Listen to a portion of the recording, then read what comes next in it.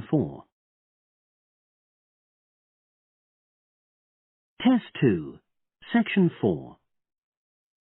You will hear a woman giving a talk at a popular science convention. She is describing research into artificial gills designed to enable humans to breathe underwater. Now you have some time to look at questions 31 to 40.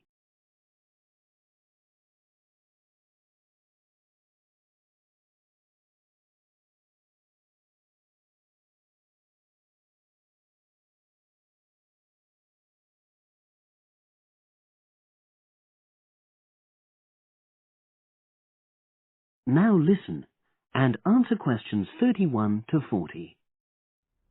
In my talk today, I'll be exploring the idea of artificial gills. I'll start by introducing the concept, giving some background and so forth, and then I'll go on to explain the technological applications, including a short, very simple experiment I conducted. Starting with the background. As everyone knows, all living creatures need oxygen to live. Mammals take in oxygen from the atmosphere by using their lungs, and fishes take oxygen from water by means of their gills, which of course in most fishes are located either side of their head. But human beings have always dreamt of being able to swim underwater like the fishes, breathing without the help of oxygen tanks. I don't know whether any of you have done any scuba diving, but it's a real pain having to use all that equipment. You need special training, and it's generally agreed that tanks are too heavy and big to enable most people to move and work comfortably underwater. So scientists are trying a different tack. Rather than humans carrying an oxygen supply as they go underwater, wouldn't it be possible to extract oxygen in situ, that is, directly from the water while swimming? In the 1960s, the famous underwater explorer Jacques Cousteau, for example, predicted that one day surgery could be used to equip humans with gills. He believed our lungs could be bypassed and we would learn to live underwater just as naturally as we live on land. But of course, most of us would prefer not to go to such extremes. I've been looking at some fairly simple technologies developed to extract oxygen from water, ways to produce a simple, practical artificial gill enabling humans to live and breathe in water without harm. Now, how scientists and inventors went about this was to look at the way different animals handled this. Fairly obviously, they looked at the way fishes breathe, but also how they move down and float up to the surface using inflatable sacs called swim bladders. Scientists also looked at animals without gills, which use bubbles of air underwater, notably beetles. These insects contrive to stay underwater for long periods by breathing from this bubble which they hold under their wing cases.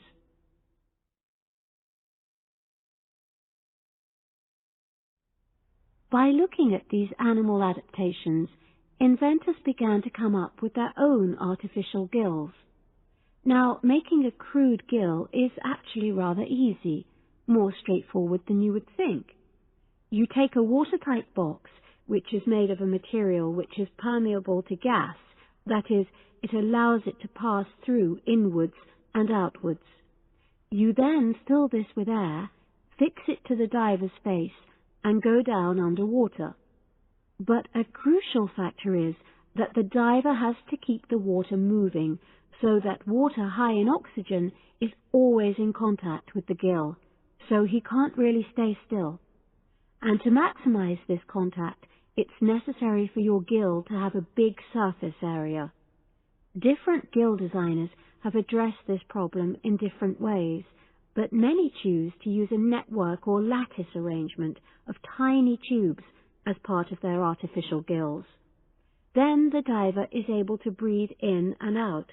Oxygen from the water passes through the outer walls of the gill, and carbon dioxide is expelled. In a nutshell, that's how the artificial gill works. So, Having read about these simple gill mechanisms, I decided to create my own. I followed the procedure I've just described, and it worked pretty well when I tried it out in the swimming pool. I lasted underwater for nearly 40 minutes. However, I've read about other people breathing through their gill for several hours. So the basic idea works well, but the real limitation is that these simple gills don't work as the diver descends to any great depth because the pressure builds and a whole different set of problems are caused by that. Research is being done into how these problems might be overcome, but that's another story, which has to be a subject of another talk. Despite this serious limitation, many people have high hopes for the artificial gill, and they think it might have applications beyond simply enabling an individual to stay underwater for a length of time. For example, the same technology might be used to provide oxygen for submarines, enabling them to stay submerged for months on end without resorting to potentially dangerous technologies such as nuclear power. Another idea is to use oxygen derived from the water as energy for fuel cells. These could power machinery underwater, such as robotic devices. So, in my view, this is an area of technology with great potential. Now, if anyone has any questions, I'd be happy to answer. Yes, lady at the... That is the end of section 4. You now have half a minute to check your answers.